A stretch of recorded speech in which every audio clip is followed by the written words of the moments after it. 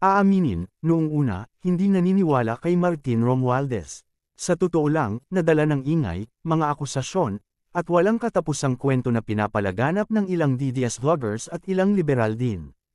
Madaling paniwalaan na siya ang may kasalanan sa lahat ng mali sa pamahalaan. Hindi na tinanong kung totoo ba ang mga pinagmulan ng balita, nakisabay lang sa agos ng galit. Hindi ba't halos lahat tayo ganon? Pero teka lang. Kung paano niya hinarap ang imbitasyon ng Independent Commission for Infrastructure, ICI, ay nagsalita na ng malakas tungkol sa kanyang pagkatao. Nakita ang pagiging consistent at taos-puso niya. Walang palusot, walang takot, walang iwas. Agad niyang tinanggap ang imbitasyon at piniling harapin ang investigasyon ng diretsahan. Kalma, malinaw, at tapat ang kanyang pahayag, malugod na tinatanggap ni Rep. Romualdez ang pagkakataon na makipagtulungan sa komisyon at lubos niyang sinusuportahan ang layunin nitong isulong ang transparency, accountability, at mabuting pamamahala. Hindi siya nagtago sa likod ng mga abogado o gumamit ng mga pampulitikang palusot. Sa halip, nanindigan siya, handa siyang ipakita ang katotohanan. At doon na-realize, ang malinis na konsensya ay hindi nangangailangan ng depensa. Pero ang pinakanahanga sa kanya ay ang ipinakita niyang delikadeza noong unang sumabog ang kontrobersya. Walang ebidensyang nagdudugtong sa kanya sa anumang katiwalian. Hawak pa rin niya noon ang supermajority sa Kongreso. Pwede sana siyang manatili sa kapangyarihan, ipagtanggol ang sarili mula sa pwesto, at palakasin ang suporta ng Kamara sa kanya. Pero ano ang ginawa niya? Voluntaryo siyang bumaba bilang speaker.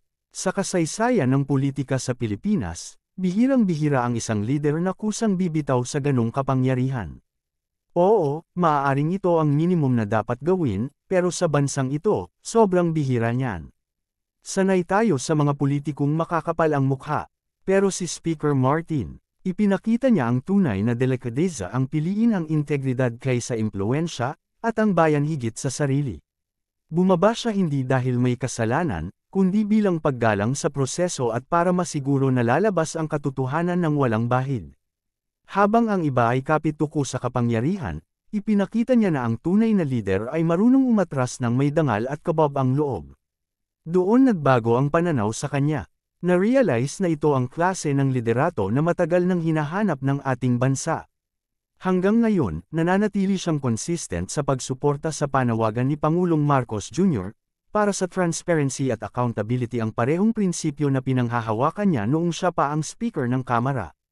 At ngayong hinaharap niya ang ICI inquiry, ginagawa niya ito ng may tahimik na kumpiyansa at paninindigan, patunay na ang tunay na paglilingkod ay pagiging tapat sa taumbayan, hindi pagiging untouchable. Ngayon, tuwing naririnig ang mga luma at paulit-ulit na akusasyon laban sa kanya, hindi na basta-basta pinaniniwalaan. Natutunang makinig sa gawa, hindi sa ingay. At ang nakikita kay dating speaker ay isang leader na nangunguna sa pamamagitan ng halimbawa, isang taong hinaharap ang katotohanan, hindi ito iniiwasan. Kaya oo, masasabi ngayon, nagkamali noon. Dati, nagduda sa kanya. Pero ngayon, marami na ang nagsasabing handa siyang harapin ang lahat dahil wala siyang itinatago. At sa panahong puno ng panlilinlang, takot, at pagkukunwari, nakakagaan ng loob na makakita ng lider na hindi kumakapit sa kapangyarihan, kundi pinipiling maging mapagpakumbaba alang-alang sa bayan.